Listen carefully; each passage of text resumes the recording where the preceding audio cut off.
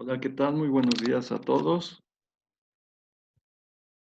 Vamos a iniciar en un momento esta conferencia. Doctor Windrich, ¿puede probar su audio, por favor? Sí, ¿qué tal? Buen día, doctor Marco Lara. Buen día a todos los asistentes. Ya estamos listos. Muy bien. Pues les doy la más cordial bienvenida a este ciclo de conferencias de las ciencias ambientales y el equilibrio hombre-ambiente. El día de hoy tenemos como conferencista al doctor Guillermo Alfonso Ulrich Piña, quien nos va a platicar acerca de este tema que se denomina relación entre el SARS-CoV-2 y la erosión de la biodiversidad, implicaciones en el bienestar humano.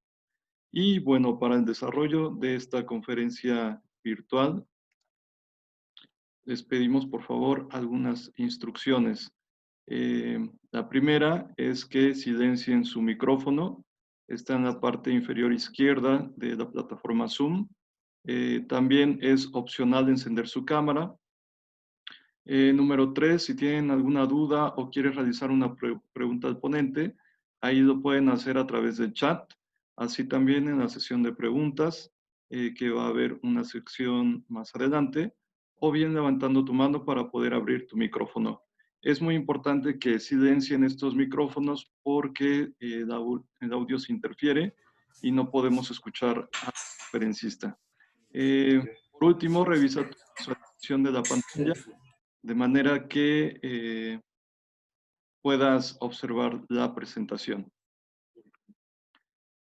¿Cuál va a ser la estructura de esta conferencia? Pues es la presentación del ponente, que voy a decir un poco sobre su trayectoria, la exposición de la ponencia, que durará más o menos 60 minutos, y la sección de preguntas y respuestas, más o menos unos 5 a 10 minutos. Y por último, el cierre de esta conferencia. Por lo tanto, me voy a permitir presentar a nuestro conferencista del día de hoy.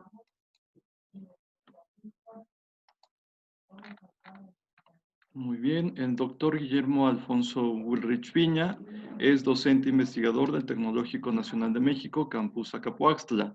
Es miembro del Sistema Nacional de Investigadores Nivel 1. El doctor Guillermo Alfonso Ulrich es profesor investigador del TEC Nacional de México, Campus Acapoaxtla. Es biólogo, egresado de la Facultad de Estudios Superiores Iztacala de la Universidad Nacional Autónoma de México. Cursó sus estudios de maestría y doctorado en la Facultad de Filosofía y Letras e Instituto de Geografía de la UNAM, Ciudad de México. Obtuvo 2 becas de postdoctorado, UNAM y CONACYT, para realizar investigación en ciencias de la Tierra en el Instituto de Geología, UNAM, y ciencias biológicas de la Universidad Autónoma de Nayarit, respectivamente. El doctor Bullrich ha impartido cátedras a nivel profesional y posgrado en el Tecnológico Nacional de México, Instituto Politécnico Nacional, Universidad Simón Bolívar y Universidad La Salle. Desde hace poco más de 20 años ha realizado estancias de investigación en la Universidad de Denison, en Ohio, Universidad de Colorado, en Boulder, ambas en Estados Unidos, así como en la Universidad Central del Ecuador y Parque Nacional Islas Galápagos. Fue galardonado con medalla dorada por dirigir proyectos sobre uso y conservación de especies con interés médico, presentado en Abu Dhabi, Emiratos Árabes Unidos, en el 2019.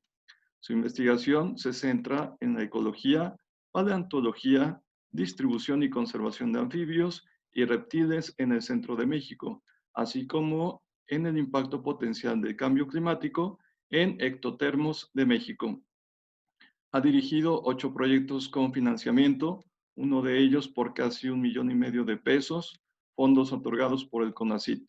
Es autor, coautor de cerca de 60 artículos y notas científicas, varios publicados en revistas internacionales, Estados Unidos, Reino Unido, Italia, Francia, Holanda y Brasil principalmente. Con Impacto JCR. También ha escrito 3 libros y 6 capítulos de libro editados por la UNAM y Conavio, principalmente. El doctor Ulrich Piña ha presentado más de 80 trabajos relacionados a sus líneas de investigación en congresos nacionales e internacionales. Ha dirigido 25 tesis de licenciatura y 3 de maestría y una de doctorado. Actualmente dirige 6 tesis de licenciatura, 3 de maestría y una de doctorado.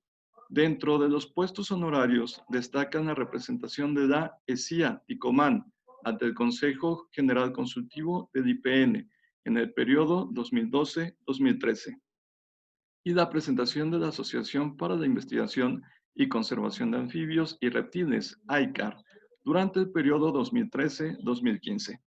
Pertenece al Sistema Nacional de Investigadores como investigador nacional nivel 1. Actualmente es el coordinador de la maestría en Ciencias Ambientales de este instituto.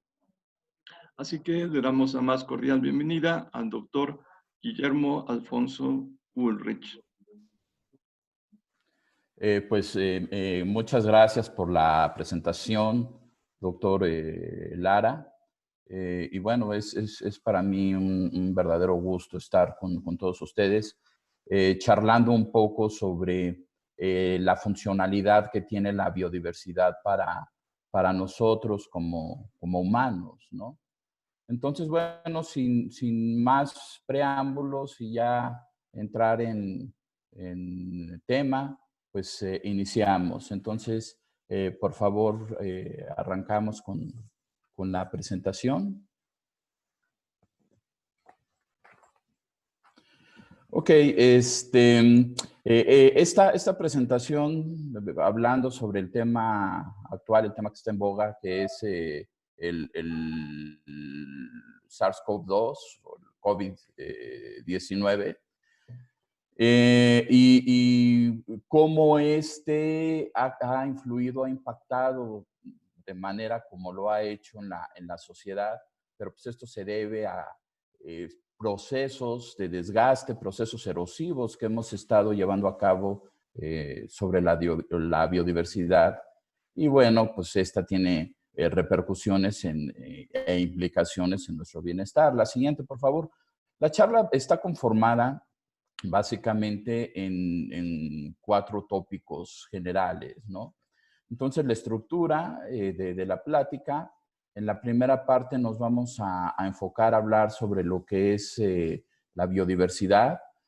Posteriormente pasamos a conocer un poquito sobre los servicios que brinda la biodiversidad al humano, estos servicios ecosistémicos.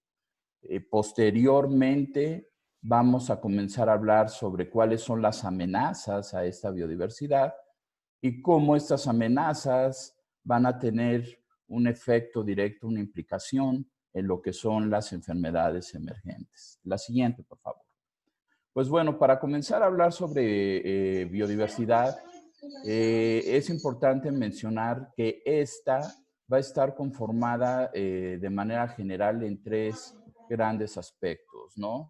Lo que es la biodiversidad genética, este acervo de germoplasma que va a tener todas las especies y que van a permitir que haya variaciones entre los individuos. Posteriormente tenemos lo que es la diversidad de especies, cuántas unidades morfológicamente y genéticamente funcionales tenemos en el planeta, tenemos distribuidas a lo largo del planeta. Y vamos a tener ya el componente ecosistémico de la biodiversidad. Desde la perspectiva de la biología, pues son esos 3 principales enfoques. Pero no hay que perder de vista también la función y el papel que desempeña el Homo sapiens en la integración, en el uso, manejo, aprovechamiento de todos estos acervos en cuanto a genes, especies, ecosistemas.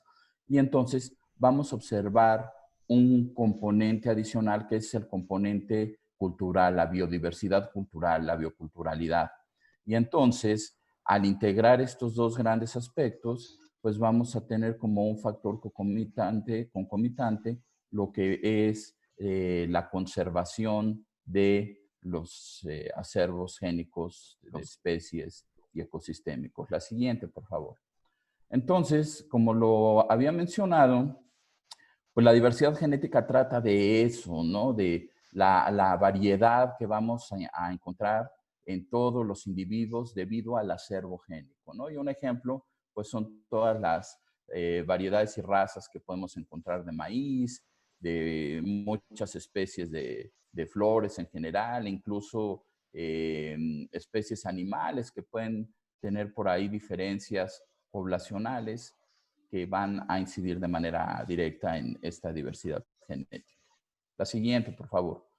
Luego, con respecto a la diversidad de especies, pues básicamente lo que nos indica es pues, la gran gama de individuos, de animales, de plantas, de hongos que vamos a tener en el planeta. ¿Sí? ¿Cuántos de estos individuos vamos a tener ya fenotípicamente conspicuos? Ya lo que nosotros podemos visualizar, porque pues el acervo génico está ahí presente, pero no lo podemos ver a simple vista, ¿no? Esto lo podemos cuantificar a partir de muchos métodos y técnicas de laboratorio, pero ya la parte conspicua estaría enfocada a esta parte sobre diversidad de especies. La siguiente, por favor. Vamos a observar de manera general un esquema de distribución de especies.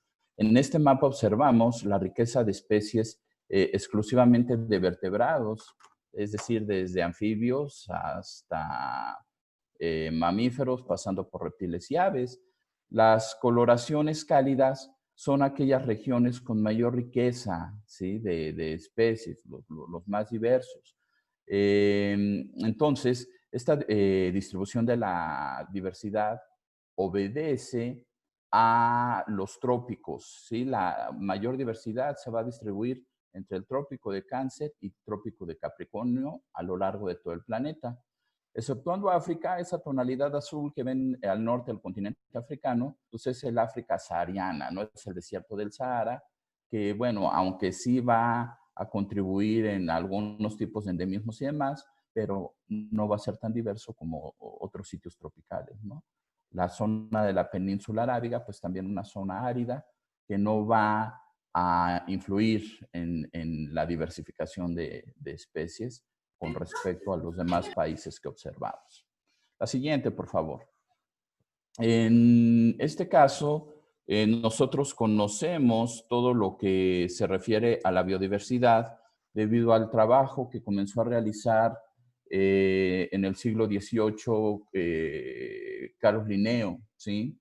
Él fue el primero, él fue el precursor en ir categorizando las especies de acuerdo a cada uno de los aspectos, a cada una de las características que éstas iban teniendo. Y entonces él propone ese sistema natural de clasificación específica que va desde los famosos reinos hasta las especies, subespecies, variedades, etcétera, etcétera. ¿Sí?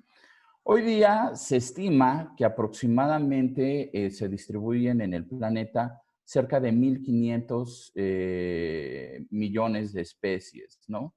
Entre ellas, las que están catalogadas en la Tierra, los animales, alrededor de 950,000, poco más de 950,000 especies.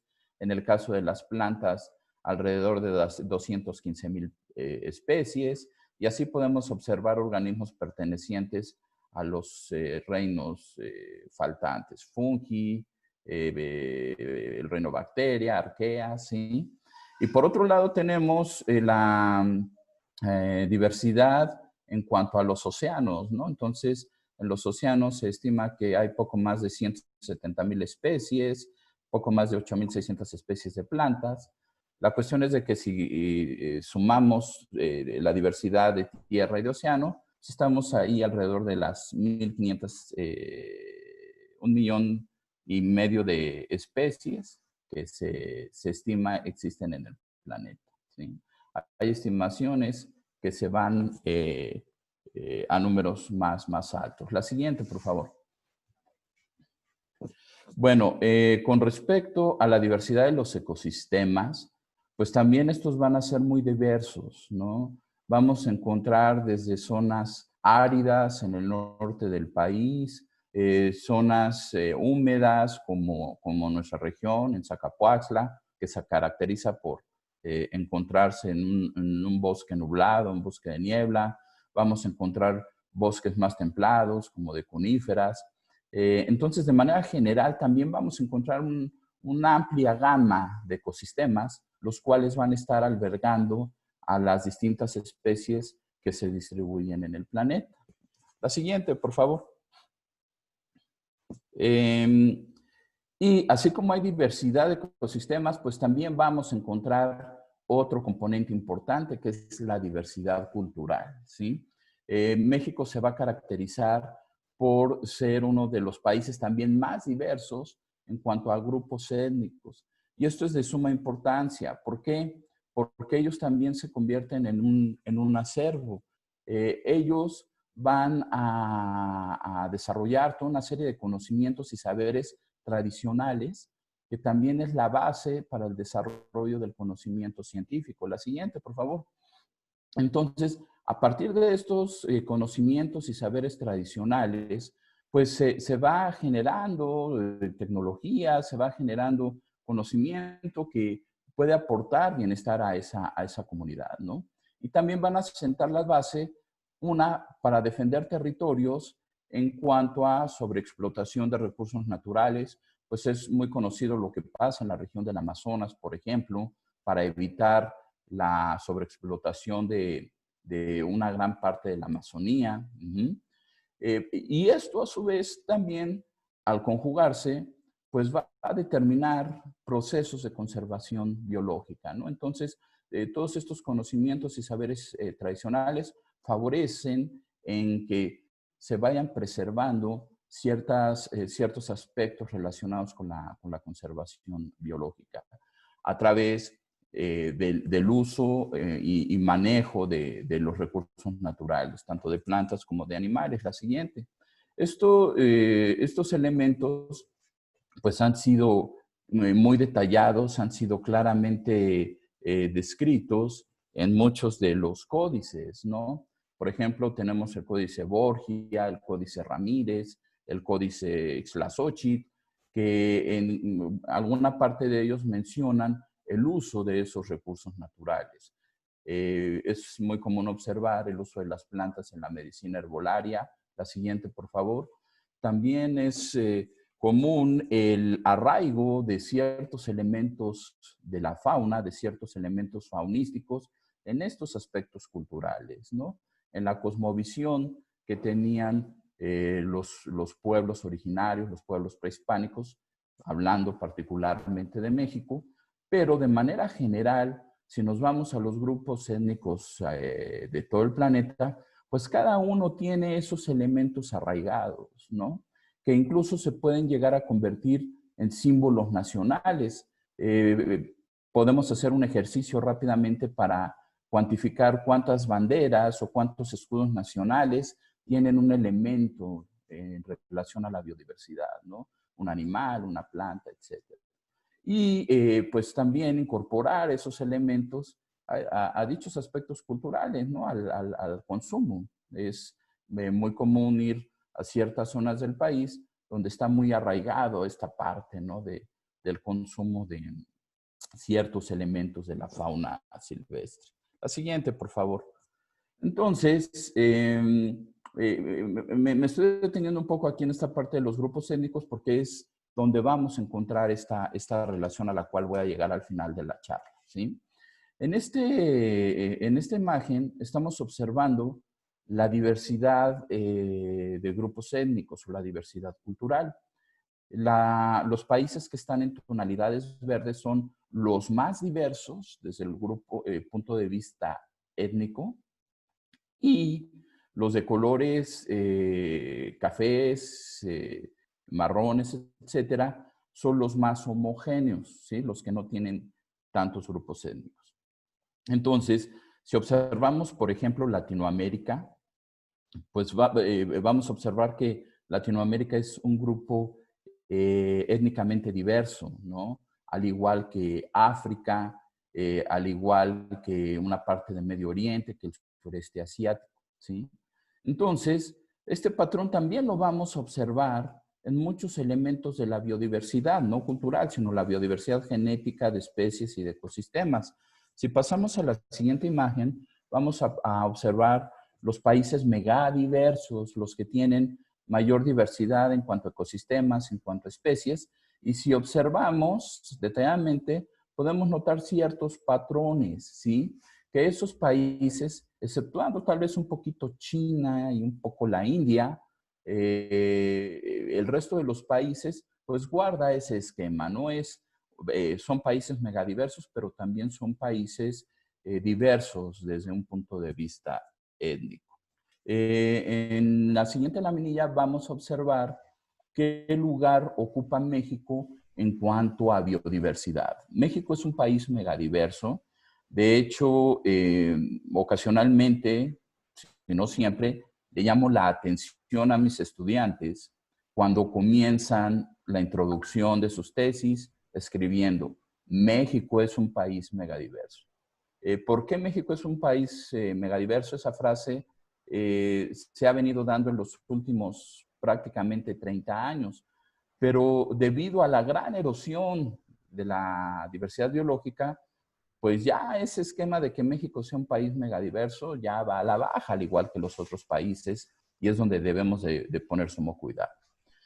Entonces, México es considerado un país megadiverso, ya que alberga poco más del 10% de todas las especies que se distribuyen en el mundo. Es decir, si cuantificáramos todas las especies alrededor del planeta, cerca del 10% de ellas se distribuyen en México, ¿sí? Y eso hace que ocupemos el quinto lugar a nivel mundial. Vamos a ocupar el quinto lugar en diversidad de plantas vasculares.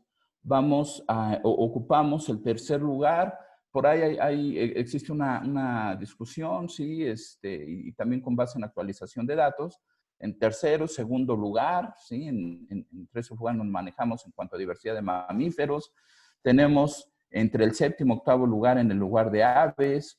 Estamos ocupando un empate técnico con Australia en cuanto a diversidad de reptiles, entre primer y segundo lugar. Ahí nos estamos moviendo con Australia.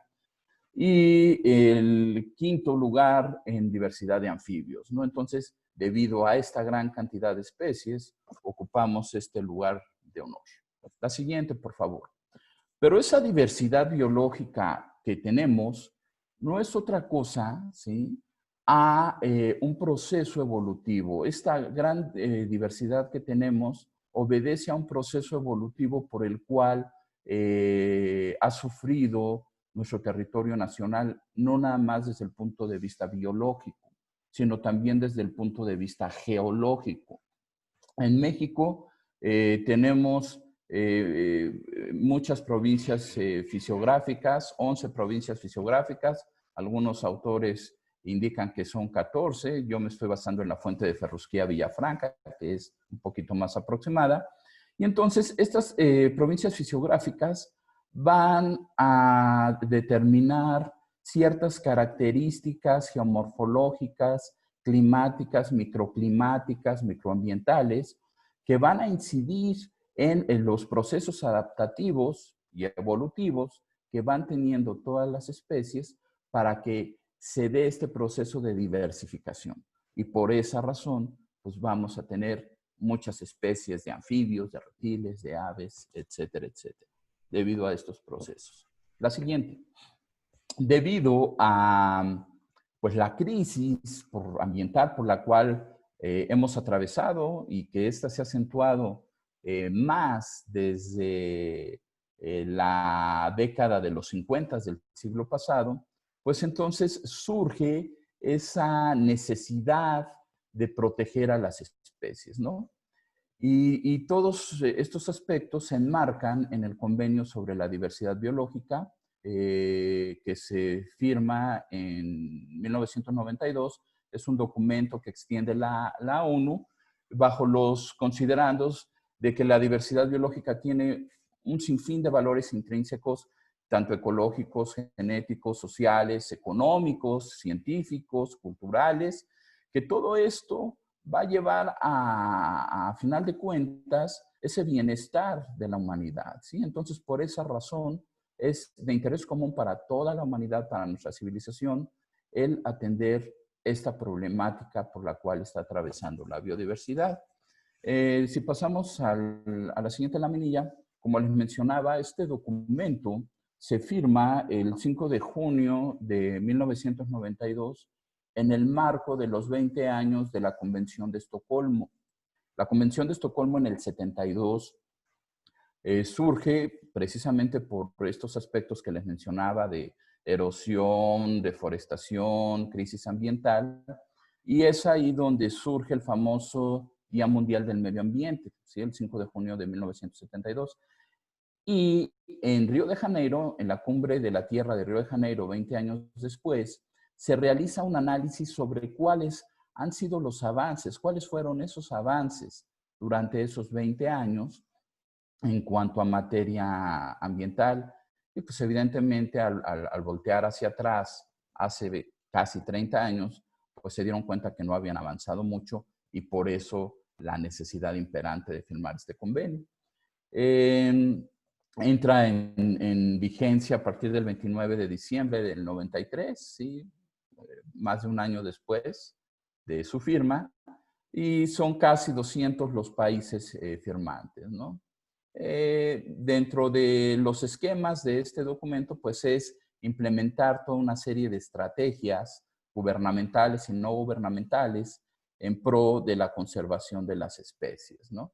Y aquí es cuando promueven el año de la biodiversidad, que fue el 2010, la década de la biodiversidad, la cual termina este año, y así una serie de acciones que se fueron implementando en pro de la conservación de las especies.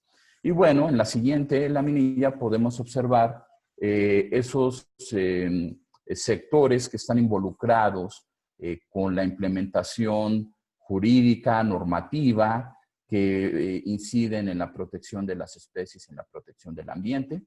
Aquí en México tenemos nuestra Semarnat. La Semarnat se funda en 1993 y se funda precisamente derivado de todos estos acuerdos que se llegan en Río de Janeiro en el 92. La Procuraduría Federal de Protección al Ambiente, la Profepa, esa surge un poquito antes, ¿no? A finales de los 80, por ahí de 1989, en lo que era la Secretaría de Desarrollo Urbano y Ecología, la SEDUE, y esta Procuraduría es la que va a normar, la que va a penalizar todos aquellos delitos que tengan que ver con el medio ambiente.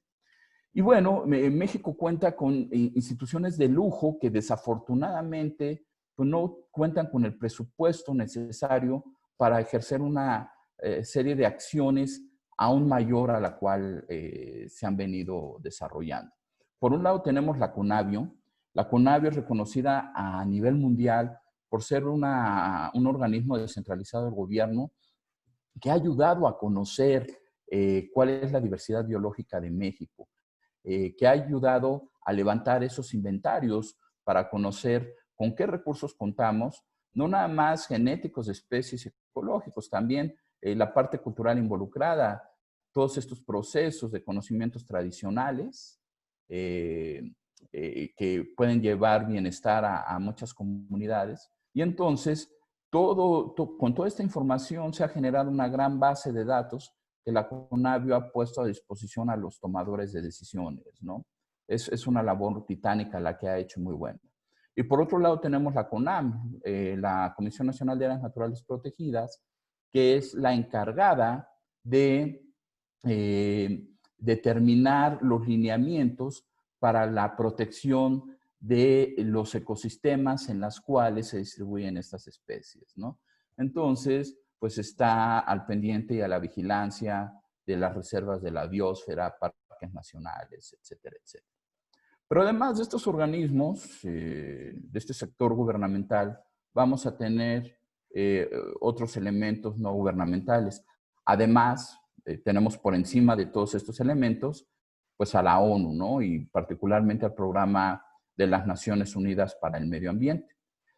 Y dentro de las organizaciones no gubernamentales, pues tenemos la Unión Internacional para la Conservación de la Naturaleza, el Fondo Mundial de Vida Silvestre, Tenemos la lista roja, que es un brazo derivado de la UCIN, y actualmente tenemos comienza a ser un organismo que está liderado por un biólogo conservacionista mexicano muy reconocido por el doctor Gerardo Ceballos, que se llama Stop Extinction, que también son lineamientos que se están estructurando para paliar, para determinar estrategias y evitar la extinción de ciertas especies. La siguiente, por favor.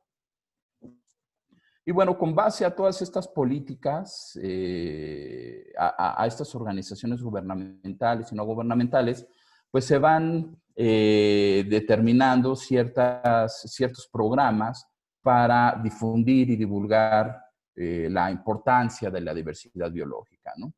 Y entonces se decreta que el 22 de mayo, acaba de pasar, el viernes de la semana pasada, pues es el Día Mundial de la Biodiversidad. Pero la siguiente, por favor, así como es el Día Mundial de la Biodiversidad, o como lo fue el 22 de mayo, podemos observar que vamos a tener el Día Mundial de la Vida Silvestre, el Día Mundial de las Ballenas, el Día Mundial de los Humedales, el Día Mundial de la Madre Tierra, el Día Mundial del Medio Ambiente, el Día Mundial de las Tortugas, el Día Mundial de los Cocodrilos. Y a través de estos programas se busca crear conciencia para establecer, como les decía, estas estrategias de conservación, pero ya de manera puntual a cada uno de los organismos icónicos que se encuentran bajo algún estatus de conservación, ya sea por la norma oficial mexicana que determina la Semarnat o por la UCIN, ¿no? Bueno, la siguiente, por favor. Entonces, pues esta biodiversidad ha entrado en crisis. ¿Por qué ha entrado en crisis? Pues si observamos todos estos gráficos, absolutamente todos, pues van presentando un crecimiento exponencial, exceptuando el del centro, el de la temperatura en el hemisferio norte. Afortunadamente no tiene ese crecimiento exponencial, pero a final de cuentas presenta un patrón a la alza, ¿sí?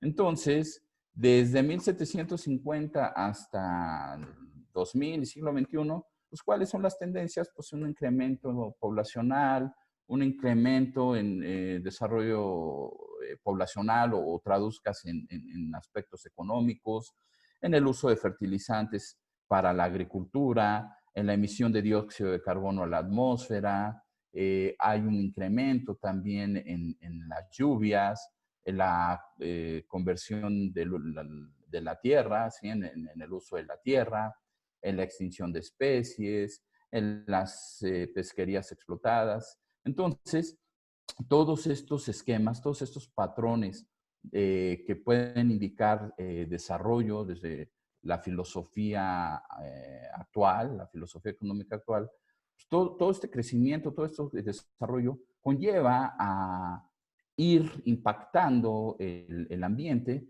que esto a su vez como efecto en cascada, pues influye a que varias especies pues también vayan decayendo, ¿no? O si no especies, varias poblaciones de estas. La siguiente población, la siguiente, por favor. Bueno, aquí básicamente son todos los elementos relacionados a la diversidad biológica, a la biodiversidad. En esta parte de la plática, relativamente corta, nos vamos a enfocar a los servicios ecosistémicos. ¿Cuáles son los servicios que le brinda la diversidad biológica al hombre? ¿Sí? Bueno, en primer lugar, pues vamos a tener lo que son los servicios de soporte, ¿sí? ¿Por qué servicios de soporte? Porque aquí es donde se van a llevar a cabo todos estos procesos ecosistémicos, formación de suelos, intercambio gaseosos, distintos ciclos biogeoquímicos, el mantenimiento de la biodiversidad, es decir, todos los esquemas para que todos los elementos de la biodiversidad se encuentren en equilibrio, ¿sí? Y de ahí se derivan tres principales servicios, ¿no? Que son los de regulación, los servicios de aprovisionamiento o provisión y los servicios culturales. Los servicios de regulación, pues aquí va a influir que si tengo un bosque conservado, pues las condiciones climáticas van a ser relativamente homogéneas, ¿sí?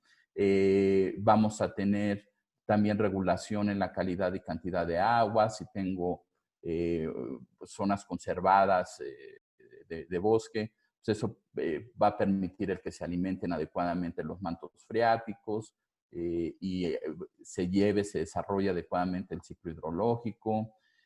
Aquí menciona que también va a regular la contaminación, pero más que la contaminación es el proceso de descomposición, es decir, cuando los organismos mueren, pues vamos a tener otros organismos detritívoros, carroñeros, que se van a alimentar de esa materia orgánica en descomposición y la van a reincorporar al suelo, que eso va a servir como nutrientes y generar pues toda la actividad de la producción primaria de todas las plantas, ¿no?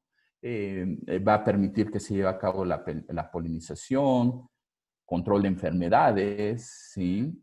Ecoepidemiológicas, etcétera, etcétera. Entonces, esos son los servicios de regulación.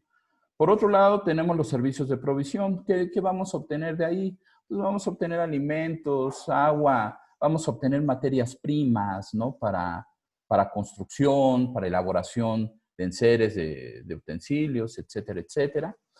Y por otro lado, vamos a tener un servicio cultural, es decir, la identidad que tenemos con nuestro entorno. ¿Quién, por ejemplo, allá en Zacapuaxtla no sale e inmediatamente nos identificamos con el tomaquilo, por ejemplo, ¿no? Y así podemos observar distintos elementos que nos van a permitir esa identificación o nos van a permitir llevar a cabo actividades de recreación, ir a Ejecayán a comernos una rica trucha, por ejemplo, ¿sí? Ir a las cabañas de Ejecayán para hacer turismo. Entonces, pues todos estos elementos van a estar también contenidos dentro de los servicios que nos está proporcionando la biodiversidad. Y a final de cuentas, estos tres elementos pues nos van a tener bienestar, nos van a llevar a un bienestar humano. Aquí es donde tenemos nosotros el libre albedrío, la libertad de elección. ¿Queremos en realidad tener una vida así? ¿O quiero tener una vida que implique un consumo desmedido, que eso conlleva a un desequilibrio en cuanto a los servicios que nosotros podemos obtener de esa diversidad biológica? La siguiente, por favor. En esta laminilla se está esquematizando, pues básicamente lo que comenté anteriormente dentro de los servicios, ¿no? Entonces, en abastecimiento podemos obtener alimentos, madera, medicamentos, energía, ¿sí? Todas las fuentes alternas de energía que no implican el uso de combustibles fósiles, pues también se van a obtener a partir de estos elementos naturales, ¿no? Fibras, etcétera, etcétera. Los servicios de regulación pues, nos van a ayudar a regular climas, a potabilizar agua a través de los mantos, de la filtración por los mantos freáticos, que se dé un reciclaje de estos componentes de desecho de la naturaleza, regulación climática, control de enfermedades. Vuelvo a hacer hincapié en esto, más adelante lo vamos a retomar. Y bueno, pues los servicios culturales que vamos a tener y los que ya habíamos mencionado anteriormente. La siguiente, un ejemplo. Gran parte de la población le teme a las serpientes, ¿sí? Esta serpiente que ustedes observan es una nauyaca venenosa, sí, es una serpiente de interés médico, debido a que esta víbora va a producir un porcentaje relativamente elevado de muertes por mordedura. Generalmente las mordeduras son accidentales, cuando la gente está chapeando, pero también brinda servicios, ¿no? Esta especie, Botrops jararaca, se distribuye en Brasil. Particularmente esta especie la estudiaron en el Instituto Butanán. ¿Y qué descubrieron? Pues descubrieron que el veneno de la serpiente tiene un efecto sobre la presión sanguínea, ¿sí? Y entonces, después de estudios detallados, sintetizaron a través del veneno de la Botrops jararaca y llegaron al componente base para producir el captopril. El captopril es un medicamento ampliamente utilizado hoy día para controlar la hipertensión arterial, ¿sí? Y entonces, pues ya tiene un valor agregado esta serpiente. Ya si la mato, pues no voy a tener la materia prima para desarrollar este medicamento. Y así como es este medicamento, durante los últimos 15 años también se han hecho bioensayos en células cancerígenas y sí se han observado ciertos resultados favorables, no nada más utilizando el veneno de las nauyacas, sino también el veneno de otras serpientes. Pero entonces aquí, bueno, es un servicio que brinda a la humanidad también este tipo de organismos que nos pueden parecer repugnantes, pero ya vemos que no lo pueden ser. La siguiente, por favor. Y ya aquí de manera concreta, pues podemos ver los conectores, ¿no? Entre los servicios ecosistémicos, aprovisionamiento, de regulación, culturales, y sobre qué componentes del bienestar podrían estar afectando directamente, ¿no? Relacionándose directamente. Componentes de bienestar como la seguridad, como los materiales para tener una vida pues, decorosa, ¿sí? Para la salud, para las buenas relaciones sociales. Van a decir, ¿por qué buenas relaciones sociales? Pensemos un poco en la pérdida de nutrientes en los suelos, en aquellas zonas donde ya no son viables los suelos para cultivo. Pues generalmente esto va a comenzar a propiciar migraciones masivas hacia otras zonas que les puedan llevar a cabo una probabilidad de desarrollo a esas pequeñas comunidades. Y eso, a final de cuentas, pues se puede traducir en, si no se lleva una relación social adecuada, pues se traduce en conflictos, ¿no? Que pueden terminar en conflictos armados. Y esto se traduce ya incluso hasta en problemas de seguridad nacional. No es muy lejano, es más, voltemos hacia África para ver todos los ejemplos de las guerras civiles que se han desarrollado precisamente por los recursos naturales, ¿no? Entonces, bueno, de manera general, esto se traduce, la biodiversidad se puede traducir en bienestar humano. La siguiente, ya con la siguiente cerraríamos esta parte. Pues bueno, ¿qué podemos mencionar sobre los ecosistemas y el bienestar humano? Pues observamos que los servicios ambientales, claro que pueden ser compatibles con el desarrollo económico, ¿no? Pero aquí tendríamos nosotros que reflexionar qué tipo de desarrollo queremos. Porque si queremos llegar a Producto Interno Bruto que me esté determinando calidad en educación, en servicios y demás, pero que estas políticas influyan en un sobreconsumo de los recursos naturales, pues sería cuestión de pensarse y replantearse, ¿no? ¿Qué es lo que se quiere o hacia dónde se quiere llegar, ¿no? Por otro lado, pues ya es bien sabido que el manejo racional y la conservación de los recursos naturales, pues van a aportar este bienestar a las comunidades, van a disminuir la desigualdad social, van a permitir que haya cierto grado de desarrollo social entre las distintas comunidades, pero para lograrlo lo que se requiere pues es establecer políticas públicas adecuadas, ¿no? Y esas políticas públicas no se pueden tomar a la ligera, ¿sí? Deben de estar bien sustentadas. ¿Y cómo se puede fundamentar de manera adecuada una política pública? Pues a través de una base científica, a través de toda la información que se haya generado bajo una metodología científica, que eso ya le permita a los tenedores y tomadores de decisiones el aplicar e implementar estas estrategias, ¿no?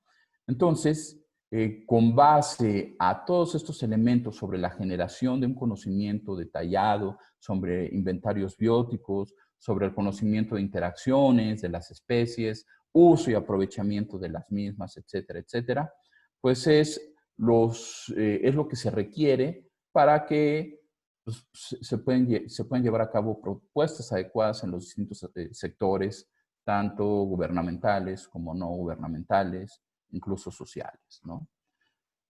Entonces, ya con este panorama nos damos una idea, nos damos una noción sobre el bienestar, ¿sí? Que puede tener o que puede traer al humano los servicios ecosistémicos, ¿sí? ¿Qué nos prestan, qué tipo de servicios nos brinda la biodiversidad y los ecosistemas al ser humano? Ahora ya vamos a pasar a la parte amarilla roja, la parte alarmante, que son las amenazas, ¿sí? La biodiversidad actualmente se encuentra amenazada por diversos factores, principalmente por la deforestación y cambio de uso en el suelo, ¿sí? Principalmente para uso agrícola o ganadero, por la caza furtiva, la caza ilegal y venta ilegal, tráfico de especies, ¿sí? Por enfermedades emergentes que solamente afectan a organismos de fauna silvestre, la contaminación de acuíferos, ambiental, ¿sí? También van a incidir en la disminución de poblaciones y en la pérdida de especies, y el cambio climático, ¿no? Entonces, básicamente esos son los elementos que van a estar amenazando y van a estar incidiendo constantemente sobre la diversidad biológica. Aquí en estas imágenes anteriores, la anterior por favor, en estas imágenes observamos distintos lugares de los Tuxtlas, Veracruz, y el proceso de devastación, de deforestación que se ha hecho en la zona, en la región, principalmente con fines ganaderos, ¿no? Entonces, esto no está pasando en otra parte del mundo, esto está ocurriendo en México, particularmente en el sur de Veracruz. Adelante. La imagen que estamos observando, ¿sí?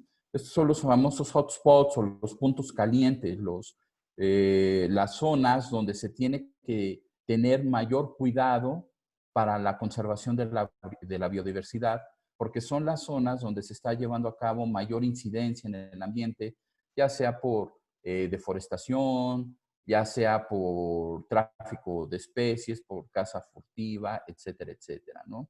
Este fue un documento que salió a finales de los 90, principios de los 2000, y ya se tenían zonificadas esas áreas en las cuales se tenía que poner particular atención para implementar estrategias de conservación, ¿sí?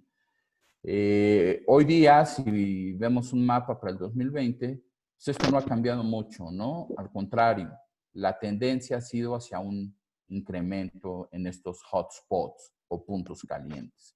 La siguiente, por favor. Aquí observamos un gráfico considerando todos los elementos que tiene la UCIN, ¿sí? Toda su base de datos, donde tenemos en la columna del lado derecho el total de especies existentes, bueno, las que están accesadas en su base de datos, y se están excluyendo las extinciones que se han documentado, ¿no? Y del lado izquierdo, la columna del lado izquierdo, tenemos los distintos grupos de organismos, desde cefalópodos, es decir, los parientes de los pulpos calamares, gasterópodos, los parientes de los caracoles, y así podemos observar, ¿no? Toda esa serie de animales. Arriba, en los cuadritos, tenemos las distintas categorías. La que tiene tonalidades moradas es extinto en vida silvestre, extinct in wildlife. Y luego tenemos las críticamente amenazadas, CR. Luego tenemos en peligro, EN anaranjada, y las vulnerables en amarillo. Esas son las que nos interesan más. Pero también nos interesan mucho las grises, las de datos deficientes. De esas especies no se conoce nada o se conoce muy poco. ¿Y por qué nos interesa? Si ustedes observan la distribución de los patrones de colores rojos, marrones, hasta amarillos, quitando las cícadas, ¿sí? El resto de los organismos, el resto de las especies, pues ese semáforo de rojo, naranja, amarillo no llega más allá de la mitad de la proporción de especies existentes. Como que se ve más en verde, ¿sí? Pero también se ve una parte importante coloreada en gris. Si estudiáramos a detalle especies que están ubicadas en esos grupos, pues a lo mejor y muy seguramente nos puede arrojar información para que eso gris se coloree en amarillo o se coloree en rojo, y entonces, pues ahí se desfasa completamente mi proporción, ¿no? Entonces, de ahí la necesidad imperante de generar mayor información acerca de las distintas especies para conocer su estatus de conservación. La siguiente, por favor. En esta laminilla vamos a observar las tasas de deforestación, la mayor pérdida en cobertura vegetal en los distintos países. Y entonces ahí observamos que Brasil ocupa desafortunadamente el primer lugar con 1.3 millones de hectáreas. Luego tenemos la República Democrática del Congo con 481,000 hectáreas y así sucesivamente vamos observando los distintos países que van teniendo pérdida en su cobertura vegetal o deforestación. Desafortunadamente vemos que en Latinoamérica, pues esto es una práctica común, ¿no? También en el sureste asiático, pero Latinoamérica es pues alarmante la tasa de deforestación que estamos observando. Y esto en la siguiente podemos notar de manera un poco más detallada la pérdida por área total, pero también el incremento en porcentaje. Si ustedes observan la columna del lado izquierdo, la que está en una tonalidad verde más fuerte, pues es prácticamente la misma gráfica que les presenté anteriormente, ¿sí? Pero el gráfico del lado derecho nos indica el incremento en porcentaje desde el 2017. Entonces, aquí es donde muchos países africanos comienzan a aparecer. Ghana, por ejemplo, ha perdido el 60% de o ha sufrido el 60% de deforestación del 2017 a la fecha. Y así sucesivamente estamos observando un incremento en esas tasas de deforestación. En la siguiente laminilla podemos observar cuáles son los factores, los elementos que inciden en esa pérdida de deforestación en un periodo de 15 años, ¿no? Hasta el 2015. En color rojo, pues vamos a tener un proceso de deforestación como tal. En colores amarillos, pues es cambio para uso agrícola. En coloraciones verdes para silvicultura. En café por fuego. Y en azul, en morado, por urbanización. Entonces, si pueden observar, aquí la urbanización es un factor mínimo que incide en las tasas de deforestación. Uno esperaría que esa sobreexplotación de maderas también pudiera ser por crecimiento de zonas urbanas, y no lo es. Por ejemplo, en Norteamérica, pues es una proporción entre incendios y silvicultura, la deforestación que se está observando. Caso contrario a Sudamérica, ¿sí? Donde, bueno, ya es una tasa de deforestación que no está implicando ni urbanización ni incendios forestales, ¿no? Más bien, aquí se ve acentuado el cambio de uso de suelo hacia la agricultura. En África, ahí es alarmante. África, pues, es el semillero del mundo. Ahí gran parte de la deforestación, ¿sí? Está ocurriendo por cambio en el uso del suelo, por cambio de uso agrícola. Y en cambio en Europa está ocurriendo por lo que es la silvicultura. Entonces, de esta manera estamos observando los distintos elementos que inciden en por qué se está llevando a cabo procesos de deforestación a nivel mundial. La siguiente. En la siguiente imagen prácticamente lo que estamos observando pues es lo mismo, ¿sí? Nada más aquí sí ya traducido en millones de hectáreas. Y lo que es Latinoamérica, pues el mayor porcentaje pues es deforestación y cambio de uso de suelo. En el caso de Norteamérica, pues vamos a tener silvicultura e incendios, lo que está terminando con la cobertura vegetal. Y si observamos detalladamente, pues en cada región del planeta vamos a tener un proceso particular en relación a la pérdida de la cobertura vegetal, ¿no? Lo que les mencionaba en África, por ejemplo, pues la mayor frecuencia, la mayor pérdida en millones de hectáreas se da por cambios en el uso del suelo. La siguiente, por favor. En el caso de los Tuxtlas, pues esto se ha observado, ¿no? Una deforestación increíblemente enorme, ¿no? Aquí tenemos desde 1967 a 1992. ¿Por qué tenemos bien documentados los Tuxtlas? En 1967, más o menos por esas fechas, llega el doctor José Sarucán de hacer su doctorado en Inglaterra, Escocia. Y comienza a estudiar particularmente esta zona. El doctor José Sarucán fue rector de la UNAM, primero fue director del Instituto de Biología de la UNAM, luego fue rector de la UNAM, ahora es coordinador general de la CONABIO. Entonces es un investigador con una trayectoria enorme, ¿no? Y un conocimiento titánico relacionado a este tema. Entonces hice hincapié en él porque esta región de los Tuxtlas es muy conocida y se ha documentado mucho la tasa de deforestación a partir de estos estudios pioneros de Sarucán Kermés. Observen cómo la mancha de vegetación va disminuyendo prácticamente en 25 años, ¿no? Más del 50% de esa cobertura vegetal se va perdiendo. La siguiente, por favor. Y eso se sigue observando hoy día en las imágenes satelitales del 95, del 2006 y del 2016. Solamente se va observando eso, esa pérdida. Lo que observamos en la imagen, la manchita que está prácticamente en el centro, es el lago de Catemaco, es un lago cráter, ¿sí? El manchón verde que se ve arriba del lago de Catemaco es el área de San Martín, ¿sí? El volcán de San Martín. Y al lado derecho del lago de Catemaco, ese manchón verde, es la Sierra de Santa Marta, ¿no?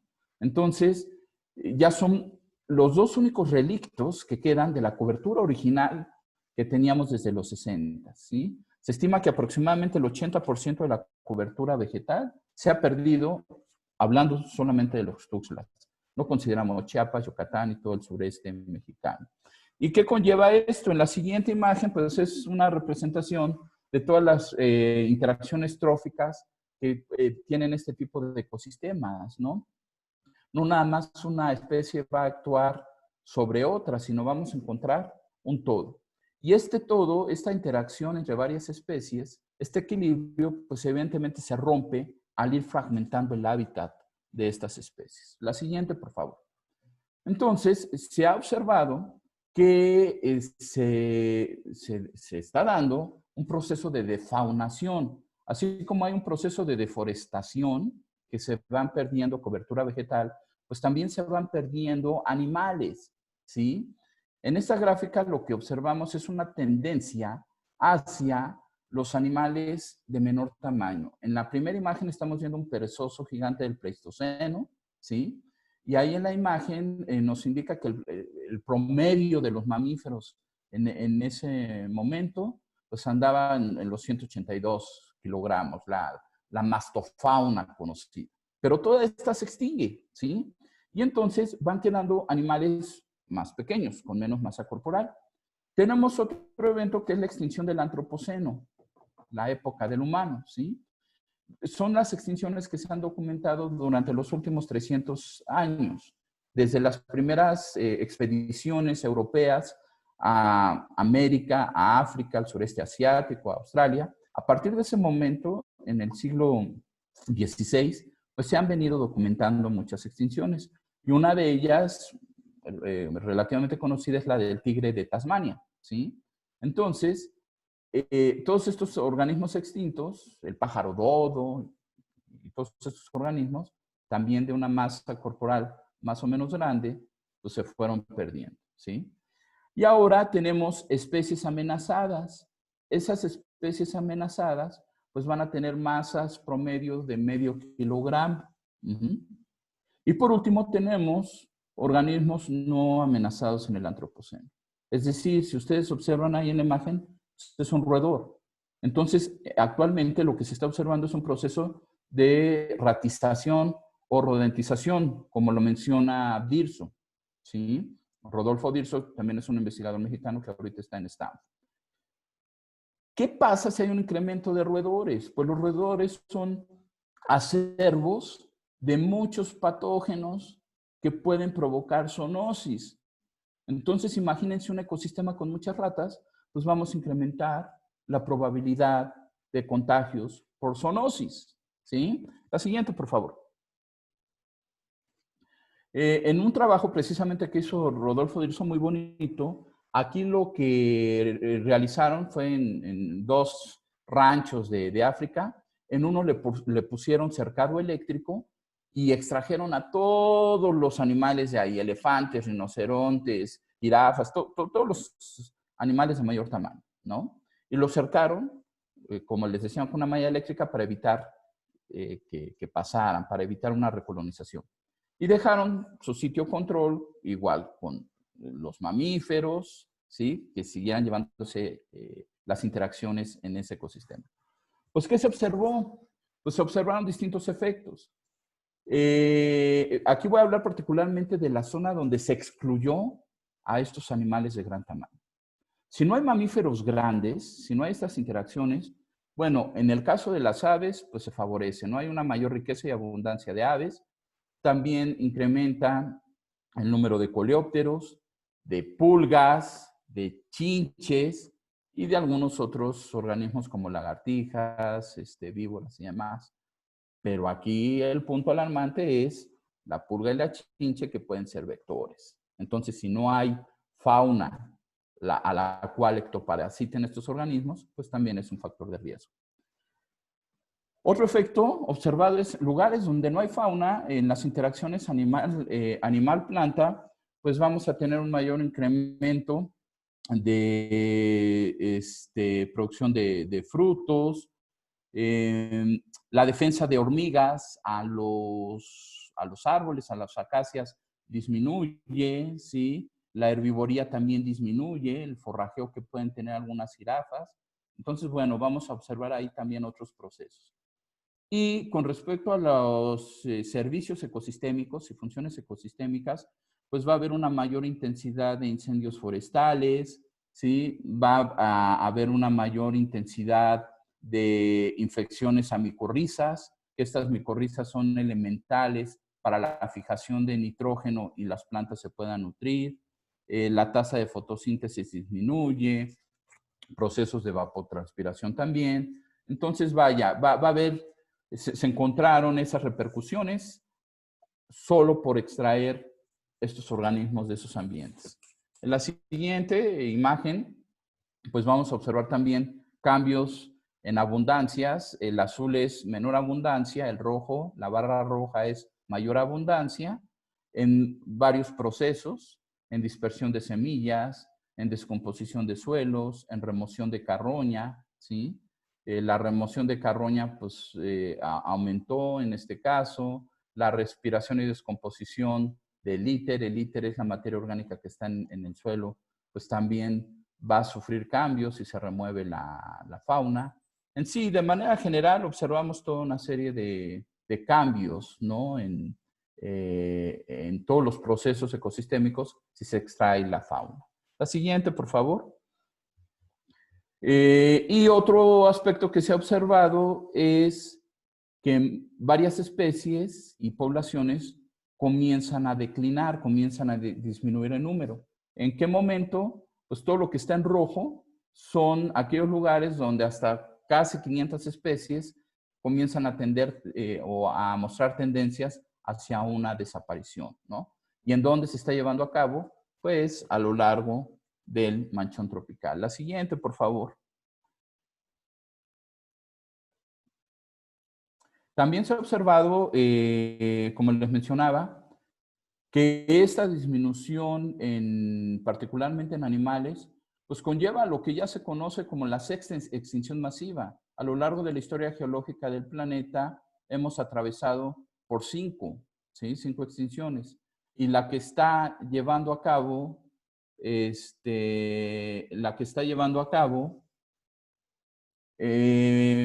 a ver, hago un paréntesis. Me dicen que me quedan 10 minutos. Voy a necesitar otros 10 extras para concluir. Sí, ya la sesión de preguntas la resumimos un poco más.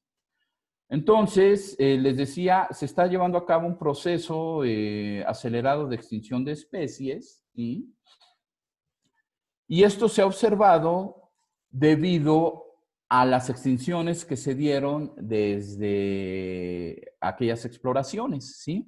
Si pasamos a la siguiente, se hizo una estimación en este trabajo de Ceballos y colaboradores, que ellos estimaron 2 extinciones por cada 10,000 especies cada 100 años, ¿sí? Si esa tasa de extinción, que es la que aproximadamente sucede en la naturaleza, hubiera ocurrido, las especies hoy extintas, hoy 2020 extintas, le hubieran llevado entre 500 a 2000 años extinguirse, ¿sí? Con datos conservativos.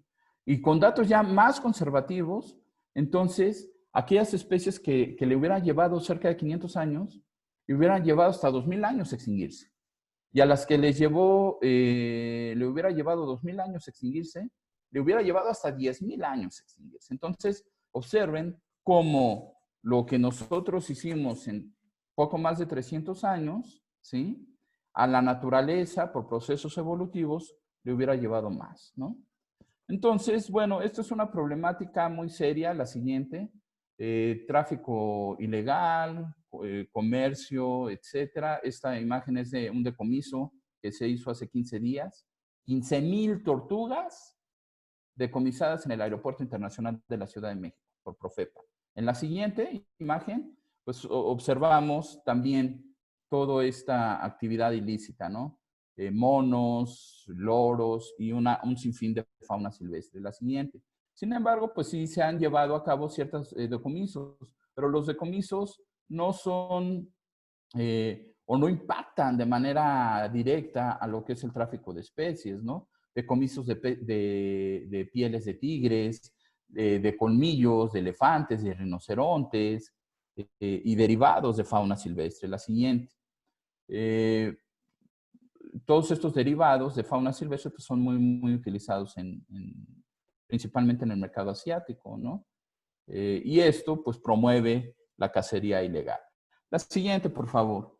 Entonces, nada más para que tengan un dato y ustedes indiquen si es o no un negocio la vida silvestre para las personas pues, con pocos escrúpulos o sin escrúpulos.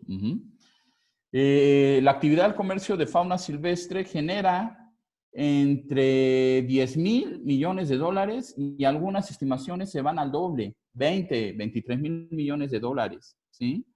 En América del Sur, aproximadamente al año son 1,000 millones de dólares y lo que más se vende son tortugas, víboras, caimanes, iguanas y un sinfín de fauna, ¿no? Se trafican alrededor de 30,000 primates, de 5 millones de especímenes de aves, 3 millones de reptiles, 6 millones de peces, ¿sí? Tigres, la disminución de tigres del 2002 al 2009, pues fue más del 40%, lo mismo se observa en elefantes y rinocerontes, y de esta manera observamos pues toda la ganancia ilícita que se tiene, ¿no? En la siguiente imagen, pues también ya datos del programa de las Naciones Unidas, pues sí, se indica que básicamente el valor anual del tráfico de especies oscila entre entre los 7,000 y 23,000 millones de dólares, ¿no? La tala ilegal se estima que deja alrededor de 30,000 a 100,000 millones de dólares al año. Entonces, por esta razón, el tráfico de especies pues se convierte en la tercera actividad ilícita a nivel mundial, solamente por debajo del narcotráfico y del tráfico de personas, ¿sí? La siguiente, por favor, en la siguiente imagen, pues bueno, ahí estamos observando el problema del marfil para África, ¿no? Los países en verde son a donde llega ese marfil, China, Malasia, Emiratos Árabes, Vietnam, todo el sureste asiático. En rojo, pues es de donde proviene el marfil, y también en rojo es en donde se hacen los principales decomisos, que son los países demandantes, pero también los países exportadores. La siguiente, por favor. Cambio climático. Tenemos dos imágenes. Tenemos el gráfico de la izquierda, son la cantidad de dióxido de carbono emitido a la atmósfera en los últimos 22,000 años. Entonces, hacia aproximadamente 10,000 años, eran 260 partes por millón atmosférico. Y en la gráfica de la derecha es de la década de los 60 hoy día. Vean el incremento, ¿no? Entonces aquí concluimos o nos preguntamos, ¿el cambio climático actual es provocado por el hombre o es un proceso geológico? Pues evidentemente aquí observamos que es un proceso de origen antropológico, ¿no? Del hombre. En la siguiente gráfica también observamos ese aumento desde 1900 a la fecha de gigatoneladas de dióxido de carbono. Y bueno, sí, actualmente esta epidemia, esta pandemia ha servido para disminuir actividades productivas, que eso repercute en la emisión de gases de efecto invernadero. El punto que ven ustedes rojo es una pequeña disminución de todo lo que ha incrementado la cantidad emitida de dióxido de carbono a la atmósfera. Y esto ha conllevado, la siguiente por favor, pues a distintos cambios en patrones y procesos, como el pH del océano, como cambios en la morfología de humedales costeros, como pérdida de especies. Se ha llegado a estimar que la pérdida de especies pues, podría compararse con cómo se extinguieron especies al finales del periodo pérmico, así de grave la situación. La siguiente. También se han documentado pérdida de especies vinculadas al cambio climático y de manera general ya se tiene muy documentado que el clima, la siguiente por favor, que el clima está impactando de manera negativa a las especies, ¿no? La siguiente por favor.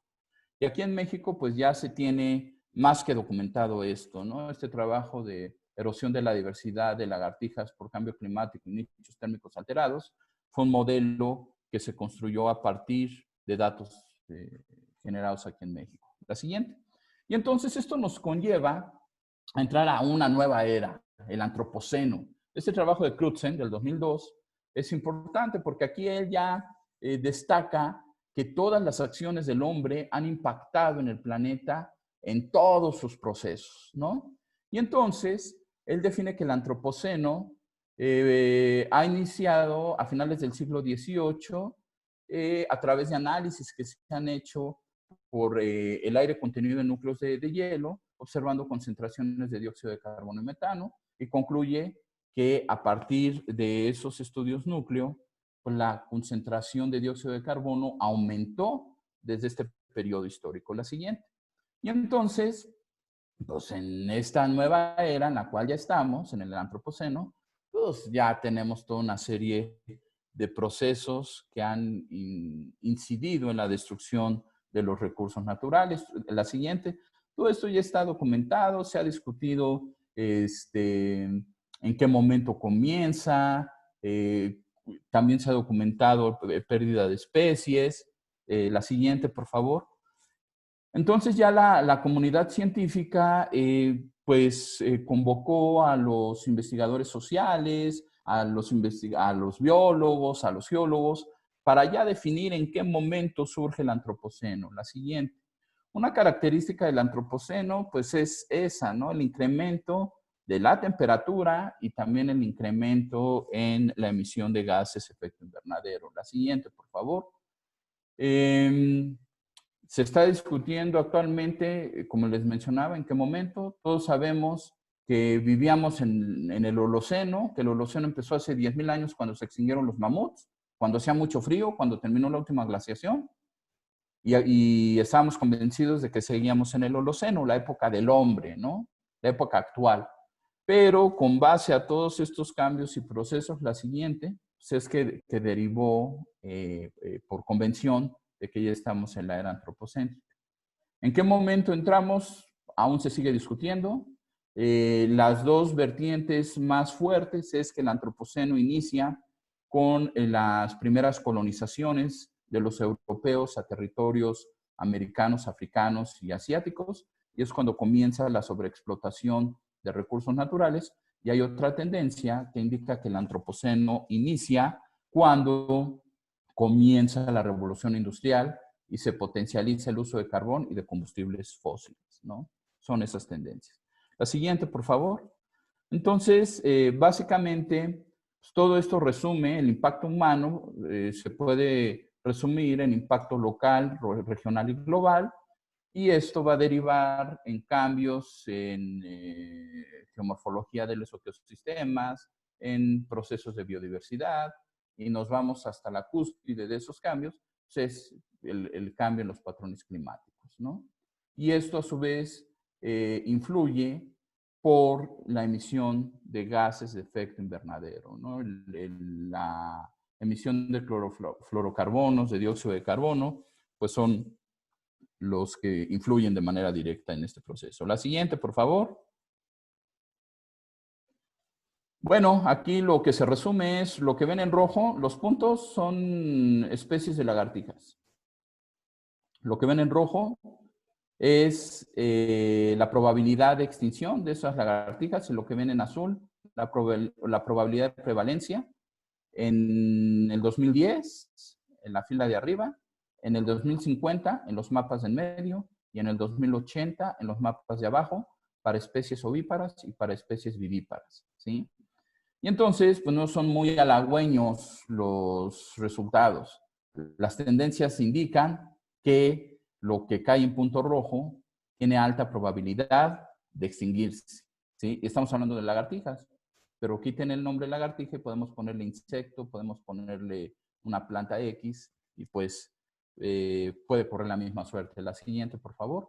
En la siguiente imagen estamos observando prácticamente lo mismo, pero los puntos negros son de otro grupo de lagartijas que estudiamos. Es un trabajo que estamos desarrollando actualmente. Y también observen las zonas costeras para estos organismos, pues son las que más van a estar impactando al 2050 y al 2070, ¿sí? Entonces, pues hay que prever esto, porque también se puede traducir no nada más en problemas de conservación biológica, que esas especies se extingan, sino también en problemas de salud pública, porque ahí son puntos rojos donde pueden estar emergiendo enfermedades, ¿no? La siguiente, por favor. Bueno, aquí no voy a ahondar mucho. En la imagen van a ver un recuadro gris entre la línea azul y la línea roja, al inicio de la gráfica y al final. Ese recuadro gris lo que nos indica es el tiempo de actividad de los organismos que se utilizaron por modelo. Antes del calentamiento, pues van a estar más activos en la mañana y en la tarde. Y después del calentamiento, su tiempo de actividad, lo que está en gris, se va a reducir en la mañana y prácticamente se va a anular en la tarde. ¿Qué quiere decir esto? Que los bichos van a estar escondidos en sus refugios por las elevadas temperaturas. Y entonces no van a llevar a cabo interacciones ecológicas, no se van a reproducir, y si este fenómeno de calentamiento va prevaleciendo, pues esto se traduce en extinciones locales, que a su vez, con el paso del tiempo, pues ya se puede traducir en extinciones generales de especies. En la siguiente diapositiva, aquí sí voy a hacer hincapié, esto es muy importante, muy relevante. Este trabajo lo desarrolló el panel intergubernamental del cambio climático y son los distintos escenarios que se están visualizando. RCP significa, son las tasas de emisión de carbono. Entonces, se vislumbran 4 tasas de emisión: 2.6, 4.5, 6.0 y 8.5, ¿sí? Y en el recuadro que ustedes tienen en la izquierda de su gráfica, el de 2.6 me está indicando que va a haber emisiones de dióxido de carbono entre 430 y 480 partes por millón, e incluso pueden alcanzar las 530 partes por millón. En el escenario de 4.5 nos está indicando que se pueden alcanzar hasta 720 partes por millón. En el escenario 6, en el RCP6, nos está indicando que se pueden emitir hasta 720 a 1000 partes por millón. Y ya el escenario catastrófico es el 8.5, en el cual se emitirían más de 1000 partes por millón. ¿Cómo llegaron estos escenarios? Pues estudiando oscilaciones oceánicas, patrones climáticos e incluso políticas públicas. Las tasas de uso de combustibles fósiles, cómo han ido creciendo y cómo han ido emitiendo esos gases a la atmósfera, ¿no? Entonces, los escenarios fueron bajarle al consumo de combustibles fósiles e incrementar la tasa de uso de energías limpias, ¿sí? Y bueno, todas estas variables fueron consideradas para esos 4 escenarios. Y ya traducido en gigatoneladas de dióxido de carbono, pues es lo que estamos observando en el eje de las Y. Entonces, bueno, estos escenarios no son muy halagüeños. ¿Qué sucede en la siguiente? Tengan en mente los 2 escenarios, el más ligero, 2.6, y el más catastrófico, que es el 8.5. El escenario de 2.6 me está indicando que habrá un cambio en la temperatura aproximadamente de 1 grado, ¿sí? Y en la zona del Polo Norte este cambio podría alcanzar hasta los 2 grados, en un escenario moderado. Pero en un escenario catastrófico, ese incremento podría llegar hasta 5 grados a nivel general y en los polos podría llegar hasta de 7 a 9 grados, ¿sí? Y eso pues tiene muchas implicaciones en el plano ecosistémico y en el plano de la biodiversidad. Y con respecto a la precipitación, pues también un escenario moderado nos indica que la precipitación estaría modificándose del orden del 10% aproximadamente, o en un escenario de 8.5, esas precipitaciones se estarían incrementando hasta un 50% en la franja ecuatorial del Pacífico y en la zona del Polo Norte, ¿no? Entonces, bueno, pues son las repercusiones que tenemos. Y esto, traducido en la siguiente al bienestar humano, ¿qué pasaría si la emisión de dióxido de carbono sobrepasa las 550 partes por millón? ¿Qué pasaría? Pues bueno, en este mapa, en el B, estamos viendo el déficit de hierro, de zinc y de proteína en plantas, ¿sí? Y eso se traduce en lo que se puede consumir al hombre, lo que se puede consumir en la dieta, ¿sí? Entonces, lo que está en verde son los países que van a colapsar en cuanto a producción agrícola con respecto a la asimilación de esos nutrientes que acabo de mencionar, de zinc, de hierro, ¿sí? De proteínas en general, y los que están en tonalidades claras son aquellos países donde esta parte de fijación de esos nutrientes en su proceso agrícola no se va a ver tan mermada, ¿sí? Entonces, en el caso de nuestro país, nos interesa el mundo, pero más nuestro país, observamos que México está de color verde en el recuadro D, ¿sí? Y ese recuadro es básicamente sobre el elemento zinc. El zinc es muy importante porque va a favorecer al sistema inmunológico, a combatir cierto tipo de enfermedades e incluso fortalecer el sistema inmunológico para contrarrestar ciertas probabilidades de cáncer. Entonces, imagínense si hay una deficiencia en zinc, ¿sí? Entonces, esto se traduce en seguridad médica a futuro, ¿no? Lo podemos tener como herramienta. La siguiente, por favor. Y ya vamos a entrar a la parte final. Aquí sí ya nada más les robo 8 minutos, 10 máximo. Considerando deforestación, defaunación y cambio climático, la combinación, la concomitancia de estos 3 elementos, pues es el cóctel perfecto para la emergencia de enfermedades, para la aparición de enfermedades. La siguiente, ¿cómo aparecen estas enfermedades? ¿Cómo se da una enfermedad emergente? ¿Cuál es su ruta? Pues en primer paso es la deforestación, ¿sí? El cambio de uso del suelo. Posteriormente, el tráfico de especies. En tercer medida, pues el mercado de animales. Y por último, pues esa probabilidad de zoonosis, es decir, el riesgo de que el acervo patógeno que traen estos animales pasen al ser humano, ya sea por consumo, ya sea por tenerlo como mascota, etcétera, etcétera, ¿no? Por distintos usos. La siguiente, por favor. Y entonces, de esta manera,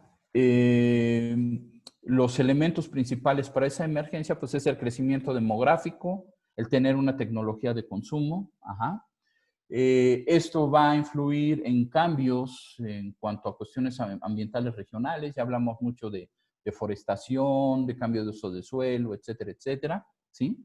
Y esto va a incidir de manera directa en procesos de urbanización, en la alteración del hábitat forestal, en la intensificación del uso agrícola por ese cambio de uso de suelo, ¿sí? Y esto va a romper todas las dinámicas ecológico-evolutivas, ¿sí? De las especies. Todo ese equilibrio ecológico, esos vínculos, pues, va a ser disruptivo por estos procesos que está incidiendo de manera directa la acción humana, ¿sí? Y esto a su vez conlleva a que también al cambiar esta dinámica ecológica evolutiva de las especies, pues también cambien las dinámicas del huésped patógeno, ¿no? Y aquí es donde se puede incrementar esas probabilidades de zoonosis. La siguiente, por favor. Y entonces, datos generados entre el 2000 y 2015 indican todos los sitios a nivel global donde han emergido enfermedades infecciosas. Observen, ¿sí?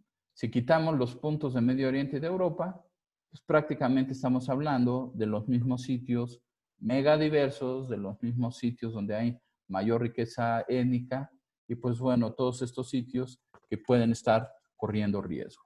Voy a mencionar dos ejemplos antes de entrar a la parte del COVID. El primero, la siguiente, pues el SIDA, ¿no? El virus de inmunodeficiencia humana que produce el síndrome de inmunodeficiencia adquirida, pues ya se conoce muy bien, ¿sí? A través de muchos estudios, que el virus de inmunodeficiencia humana surge de una familia de estos virus que solamente está afectando a simios, ¿sí? Que estaba presente en los distintos grupos de simios. Y de ahí, entonces, estos simios fueron los que contagiaron, digámoslo así, a otro grupo de simios superiores, que fueron los chimpancés. Los chimpancés son el acervo de este virus de inmunodeficiencia, ¿no? De simios, no humanos. Y posteriormente el chimpancé lo transmite al gorila. Ahora, ¿cómo llega al hombre? Al hombre llega aproximadamente, se estima que entre 1910 y 1930, y las hipótesis más claras es por el consumo de carne salvaje. Así que estos grupos étnicos comenzaron a consumir carne de chimpancé, carne de gorila, y que ahí fue donde se dio ese proceso zoonótico. Otro ejemplo es el del ébola, ¿sí? La transmisión del ébola, el reservorio, son los murciélagos. El ébola va a tener distintos tipos de virus, ¿sí? Y distintos tipos de murciélagos.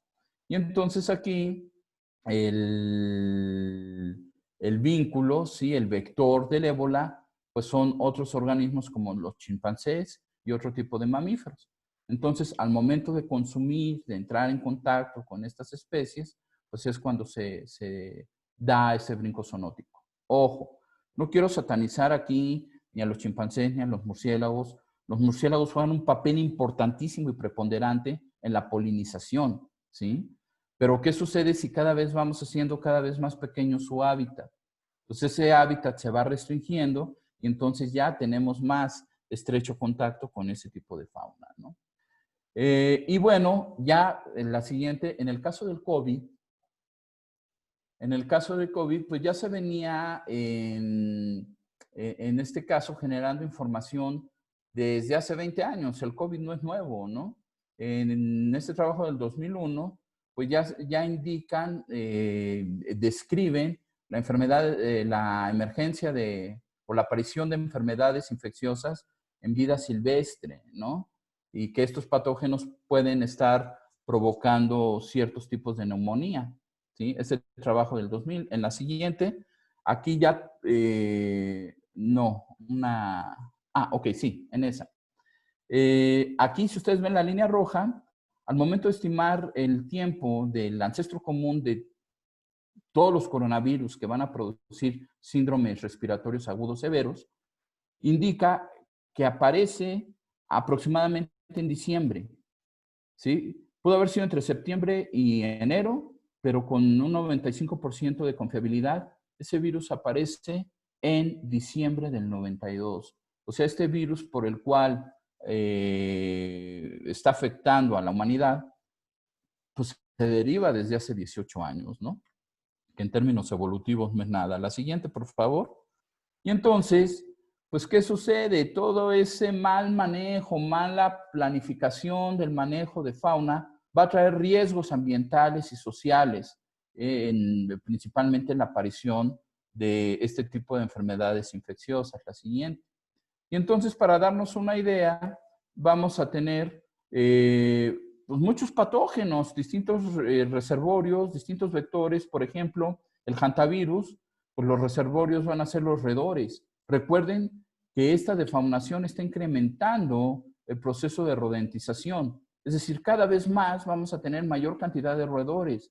Y como ustedes observan en ese cuadro, pues los roedores son reservorios de muchos patógenos, ¿sí? Que no necesitan vectores, algunos de ellos.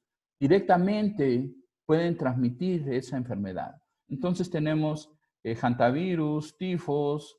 En el caso de los virus de ébola ya mencionamos los murciélagos, algunos roedores también. En el caso de la influenza tenemos algunos pollos, tenemos algunos cerdos. Entonces, de ahí la relevancia, ¿no? De tener programas detallados que nos permitan hacer un manejo adecuado de esto. La siguiente diapositiva nos indica cuáles han sido las rutas del tráfico de especies, ¿sí? Que están influyendo, que están directamente relacionadas con el virus del SARS, ¿sí? Y esta directriz nos marca básicamente el sureste asiático, ¿no? Y así, la siguiente, pues podemos observar que a partir de la aparición de todo este tipo de patógenos se ha generado información, pero ¿qué ha sucedido? Pues que no se le ha tomado el cuidado debido, que no existe una serie de políticas públicas que estén dirigidas a implementar estos planes de gobierno para estar preparados en este caso de pandemias. Si ustedes están observando las fuentes vienen desde el 2000, incluso hay algunas antes. No estamos hablando del 2019 ni del 2020. La siguiente, por favor. Entonces, como les mencionaba, toda esta serie de documentación sobre el problema de la transmisión de virus familiares, evolutivamente hablando, del COVID, ¿sí? Pues ya viene desde tiempo. Aquí tenemos un trabajo sobre la transmisión del MERS de camello humano, ¿no? La siguiente, por favor. Y entonces, así sucesivamente se ha generado una vasta información, pues que fue ignorada en un momento y apenas hasta hoy día ha sido retomada, ¿no? Aquí básicamente están demostrando tejidos infectados y control de intestino, cerebro, pulmón e hígado de roedores infectados con virus que producen SARS, ¿no? La siguiente, por favor. Y bueno, en cierto tipo de células, pues sí, ahí están presentes los coronavirus. Las imágenes que ustedes están observando con flechas negras hacia los círculos es la presencia de este grupo del COVID, ¿no? Desde el 2018. La siguiente, por favor. Y bueno, los primeros sospechosos pues fueron serpientes, ¿no? Entonces, lo que ustedes están viendo en color casi amarillo son serpientes cobras, lo que ven en rojo, entonces es otro tipo de serpientes, colúbridos, y hay una parte roja en el centro de la imagen, pues que ahí está Wuhan, ¿no? Y ahí es el epicentro de donde surge este COVID-19. La siguiente, por favor. Y entonces, al llevar a cabo ya estudios más detallados, observan que el COVID-2 o el COVID 2019 se parece mucho al que está presente en murciélagos y al que está presente en algunas serpientes. Pero la siguiente, por favor, la conclusión de que este virus del que el COVID 2019 está más emparentado con los murciélagos, se puede observar aquí. En la línea azul son distintos clados. Las líneas azul son murciélagos que fueron colectados en China. El clado verde, el clado B, que está en verde, fueron murciélagos colectados en Rumania y unas partes de África, y en rojo murciélagos en otra parte del mundo. Si ustedes observan, las líneas son muy distintas entre sí, pero donde está este pico, donde está la barra de la glicoproteína, es en ese sitio donde se parece, desde el punto de vista genético, los virus presentes en estos tres tipos distintos de murciélago. Y es ahí donde se pudo haber dado esa recombinación genética, que algunos científicos sacan esa conclusión, que ahí se dio la recombinación y adquirió un cierto parecido genético al pangolín, y ahí es donde se pudo haber dado la zoonosis, donde pudo haber brincado al pangolín y ya del pangolín al humano. La siguiente, por favor. Y entonces, en las filogenias realizadas de este grupo de virus, los que vemos en rojo, ¿sí? Es el COV2, el que está produciendo la pandemia actual, y se encuentra ubicado en otro grupo de virus que contienen murciélagos, ¿sí? Que contienen cierto tipo de murciélagos. Entonces, por eso fue la conclusión de que el SARS-CoV-2 está más emparentado, ese virus, con los virus que están contenidos en los murciélagos. La siguiente, por favor. Y entonces, bueno, ya se conoce cierta ruta de murciélago. El SARS-CoV, pues, infecta algunos hurones y así es como llega al humano. El MERS, bueno, el vector es el camello que llega al humano, pero aquí todavía no se tiene la certeza si efectivamente el pangolín es el vector, ¿no? Sí hay cierto parecido genético, como lo mencionaba anteriormente, pero todavía no es concluyente, ¿no? También por aquí, en esta interrogación, pues pueden entrar algunas serpientes de las cuales mencionábamos. Y en la siguiente, ya ahora sí, ya casi terminamos, ya no los voy a aburrir tanto, pues ya ilustra, ¿no? Cómo se da este proceso de infección. De murciélagos a fauna, se da el brinco zoonótico, ¿sí? Debido a la gran movilidad que tenemos hoy día, pues aquellas personas que estuvieron en contacto, ¿no? Que fue lo que se observó en Wuhan, pues viajaron a distintas partes del mundo y así es como se comenzó a dispersar este virus, ¿no? Una vez ya hospitalizados, pues también se puede dar la transmisión vía contacto con el personal del nosocomio, con el personal médico. La siguiente, por favor. Y entonces, bueno, pues ya todo ese desequilibrio entre salud animal, ambiente, ¿no? Y esa explotación de recursos, pues puede traer como consecuencia las enfermedades emergentes. La siguiente, por favor.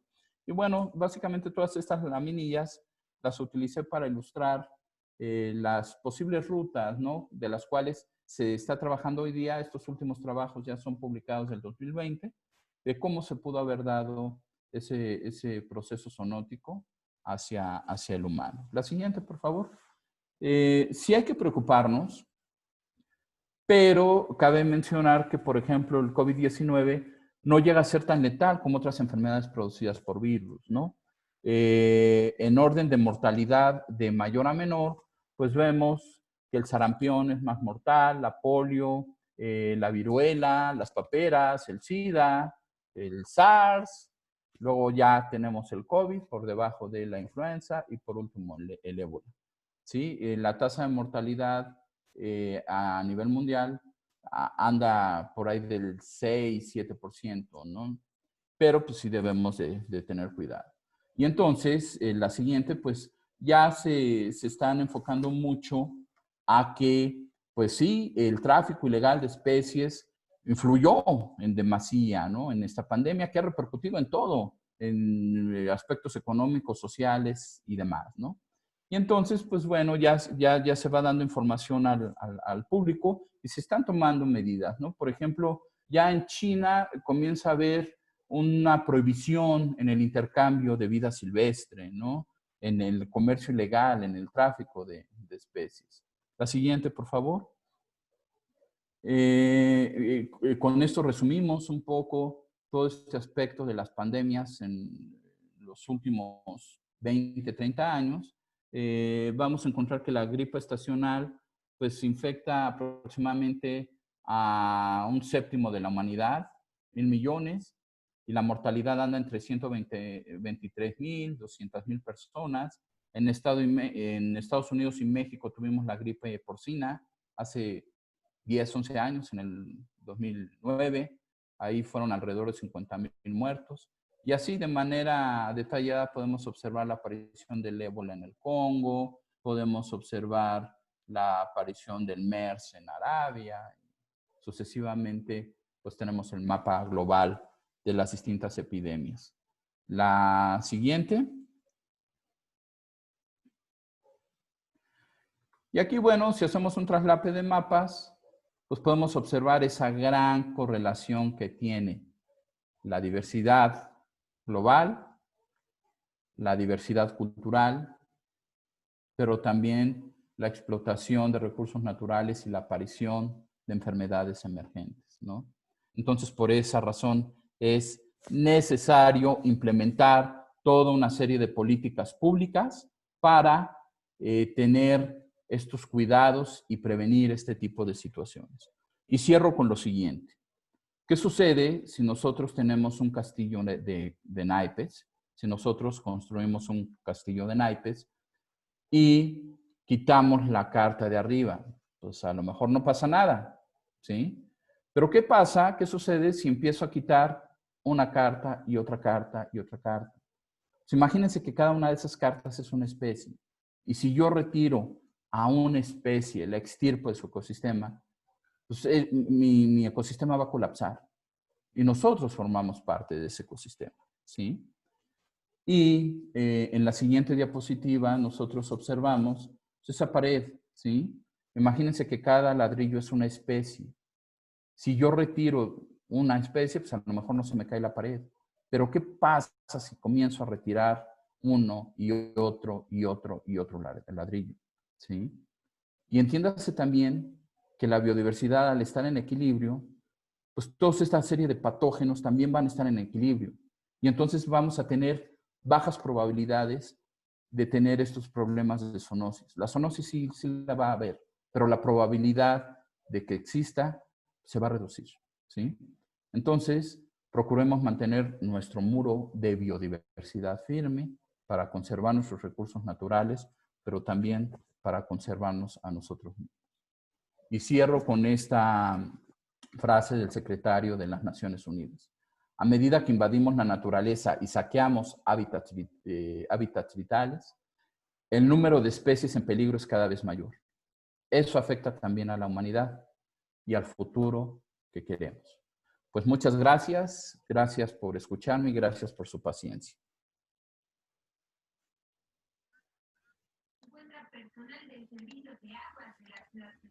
Muy bien, muchas gracias. Agradecemos al doctor Woolrich y vamos a pasar a una breve sesión de preguntas. Les pedimos que las escriban en la sección de chat. Vamos a dar lectura a unas cuantas y todas las preguntas pues se las vamos a compartir al doctor para que él pueda ver sus comentarios. Así que si hay alguien que tenga alguna pregunta, por favor, la pueden escribir ahí en el chat y ahorita mismo hacemos lectura de estas preguntas.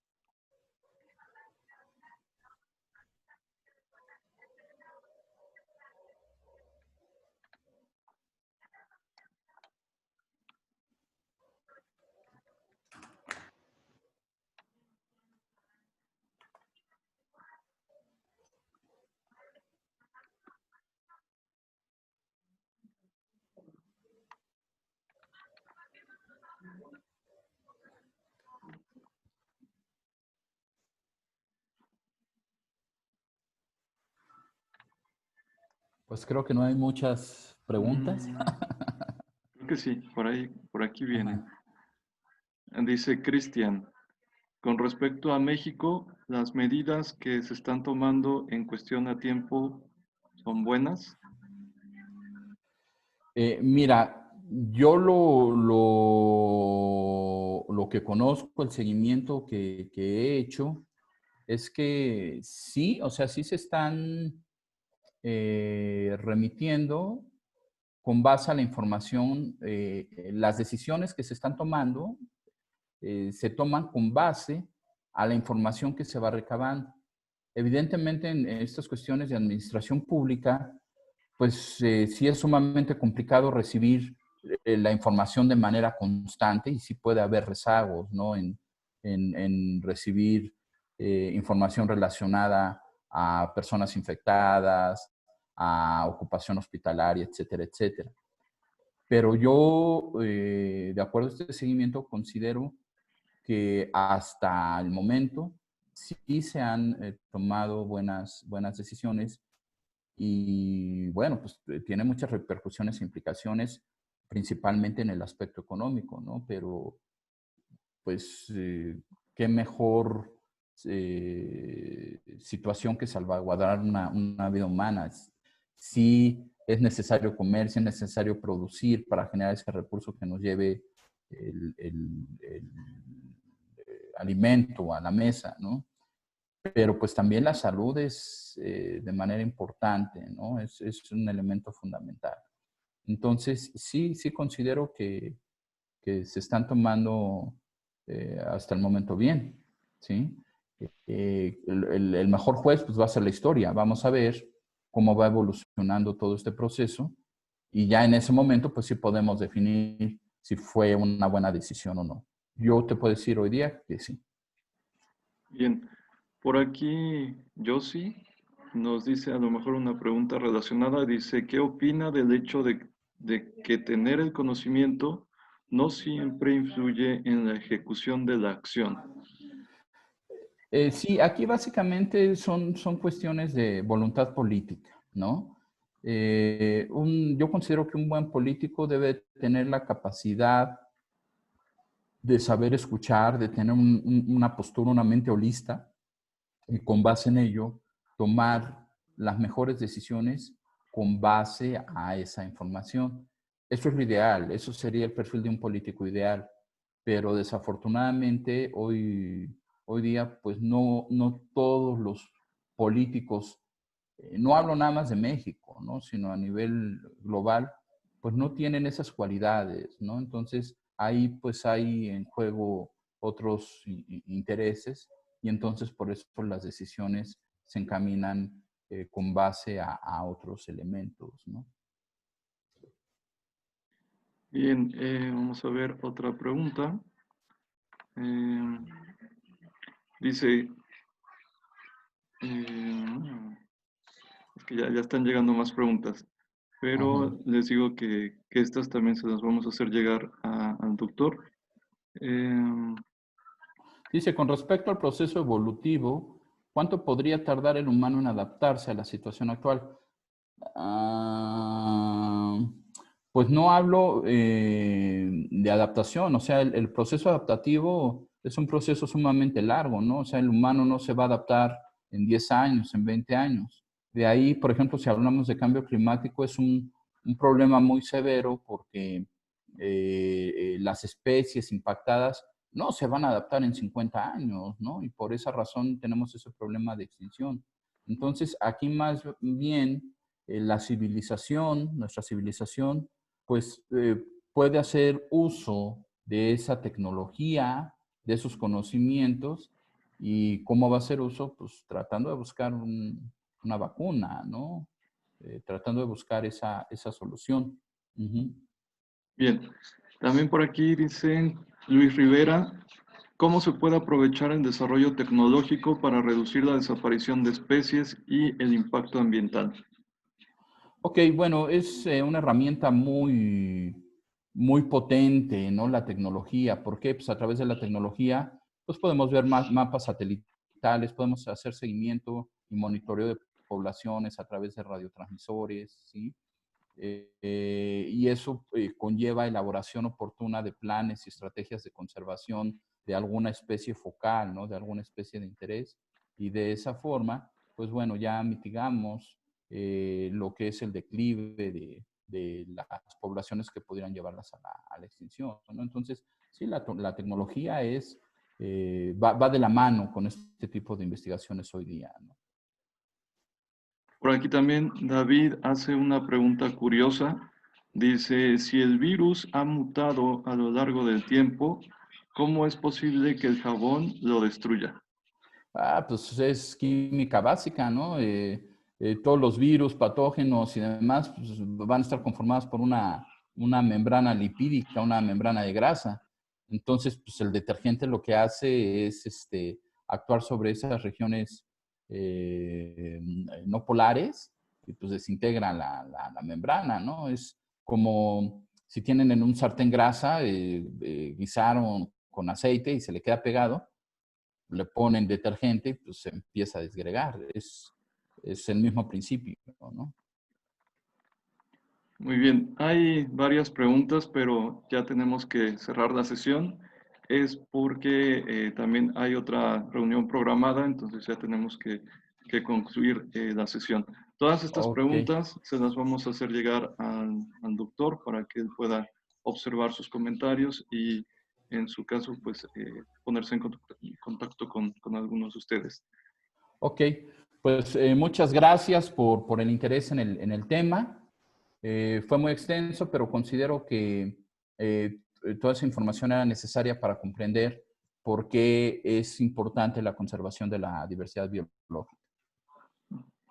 Muy bien, pues agradecemos al doctor Woolrich y les recordamos que el día de mañana también tenemos otra conferencia. Durante toda esta semana vamos a tener estas participaciones especiales, así que los invitamos para que el día de mañana también nos acompañen en estas conferencias. Pues por mi parte les agradecemos a todos, les recomendamos seguir cuidándose, seguir quedándose en casa y nos vemos el día de mañana. Muchas gracias.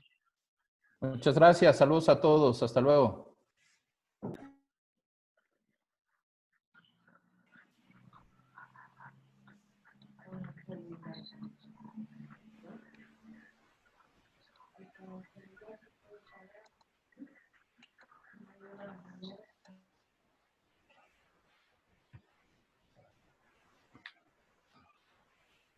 Bye.